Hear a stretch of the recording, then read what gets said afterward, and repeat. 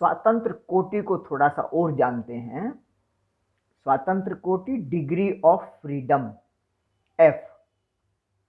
जैसे एक अणु है और ये एक ही परमाणु है। एक परमाणु अगर है तो ये खुले स्पेस में ऐसे गति कर सकता है। अगर ये ऐसे गति कर सकता है किसी भी दिशा में, तो इसके वेग के एक घटक, जब हम इसका अध्ययन करेंगे, Vx होगा, एक घटक Vy होगा, एक घटक Vz होगा। क्योंकि स्पेस है, खुला है, किसी भी दिशा में जा सकता है, और किसी भी दिशा का मतलब उसको हम 3 दिशाओं में तोड़कर अध्ययन करते हैं। तो अध्ययन की दृष्टि से इसकी डिग्री ऑफ फ्रीडम F बराबर 3 हो गई। अगर ये 2 परमाणुक अणु है 2 परमाणुओं से मिलकर बना हुआ, यानी इसमें बॉन्ड 1 है, बॉन्ड की संख्या 1 हो गई और 2 परमाणु हैं, इसमें 2 परमाणु हैं। तो अब क्या होगा, ये पूरा का पूरा अणु किसी भी दिशा में ऐसे गति कर सकता है। ऐसे गति करने का मतलब इसकी डिग्री ऑफ फ्रीडम 3 हो गई। और फिर ये अणु इस अक्ष के परितः घूर्णन गति कर सकता है और इसकी जेड अक्ष के परितः भी घूर्णन गति कर सकता है और एक्स अक्ष के परितः भी घूर्णन गति कर सकता है। लेकिन एक्स अक्ष होगी और यहीं पर यह परमाणु का द्रव्यमान है, इसलिए इसकी रेडियस यहां के सापेक्ष 0 हो गई। यानी इस दिशा में इस गति के कारण इसकी कोई ऊर्जा नहीं होगी। तो एक इसके कारण होगी क्योंकि जेड अक्ष है तो ऐसे घूमेगा, ये अक्ष है ऐसे घूमेगा। तो जब जैसे मान लीजिए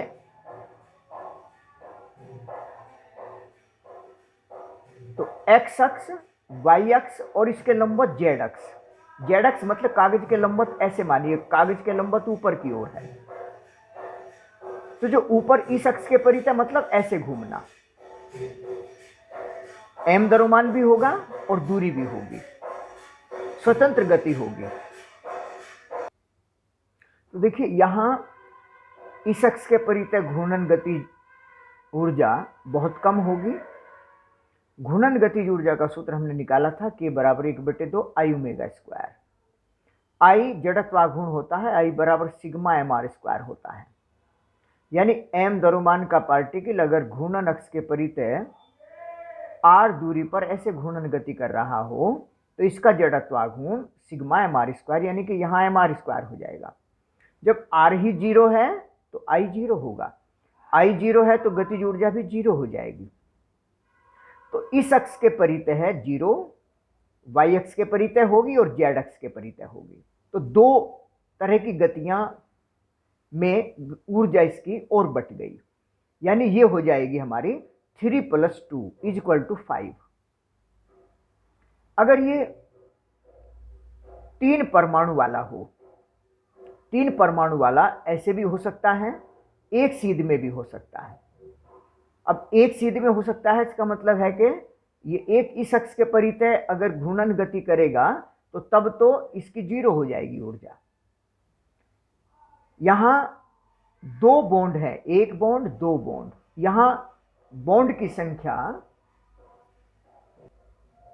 ये जो बंध हैं जैसे पढ़ा होगा सहसंयोजक बंध, विद्युत संयोजक बंध, उपसहसंयोजक बंध, तो ये बंध 2 हो गए। यहां एक परमाणु अगर होता है तो इसमें कोई बॉन्ड नहीं होता है, बंध की संख्या 0 होती है। अगर यहां 3 परमाणु इस तरीके से हैं तो इसमें 2 बॉन्ड हो गए। अगर 3 परमाणु एक सरल रेखा में नहीं है तो 1 2 3 बॉन्ड हो गए।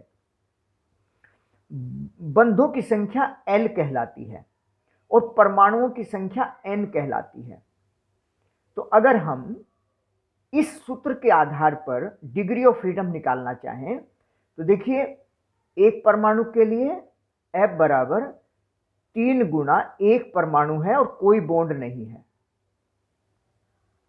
अगर 2 परमाणु की बात करें तो F बराबर 3 गुना 2 परमाणु है और 1 बॉन्ड है, तो 3 दूनी 6 माइनस 1 5 हो गई, ये 5 आ गई।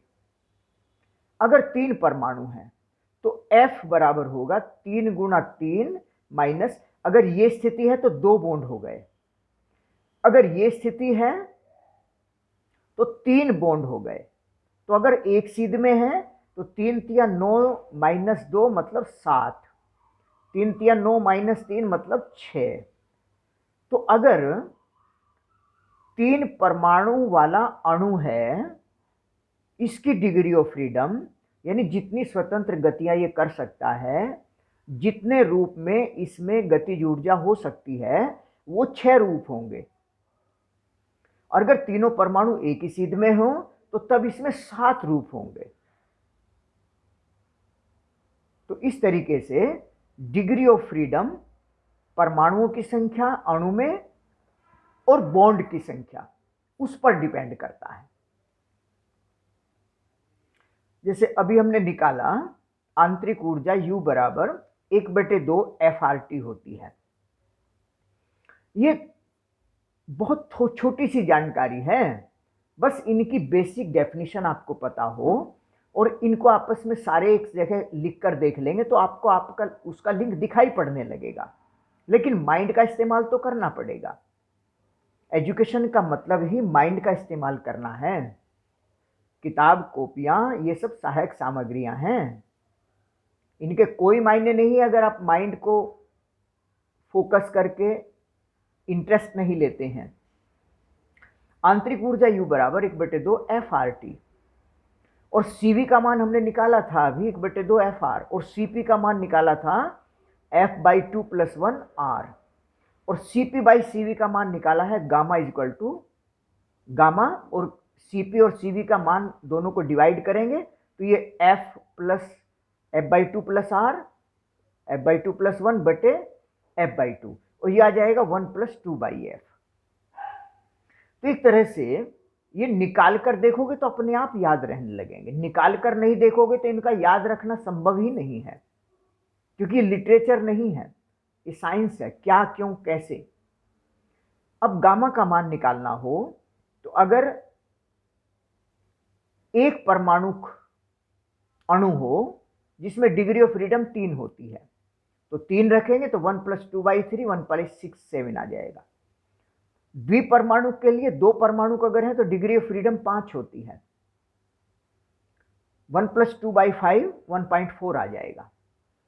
अगर 3 परमाणु है अरेखीय, अरेखीय मतलब अलग अलग वाले, तो 6 होती है डिग्री ऑफ फ्रीडम। और अगर अरेखीय 6 होती है और अगर रेखाएं एक रेखा में हो तो बॉन्ड की संख्या 2 होने से, जैसा अभी बताया गया, अगर एक ही सीध में होंगे रेखीय होंगे, अगर रेखीय होगा तो बॉन्ड की संख्या L बराबर 2 होती है और F का मान 3 गुना 3 माइनस 2 बराबर 7 होता है।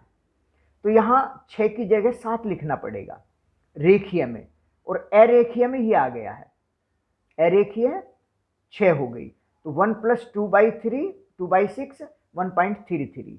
तो 3 परमाणु रेखीय वाले में ये होगी 7 होगा, तो इसकी डिग्री ये जो गामा का मान है वो आ जाएगा 1 + 2/7, इस तरीके से करके आएगा। जिसे दाब का नियम होता है, P दाब का नियम मतलब V नियत, P समानुपाती T।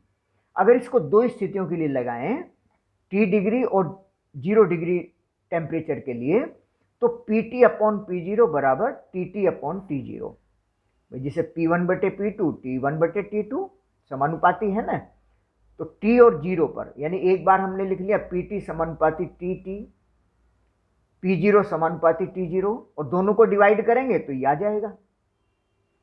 करके देखेंगे तभी आएगा, ये बहुत सिंपल हो जाएगा। तो PT/P0 बराबर TT/T0।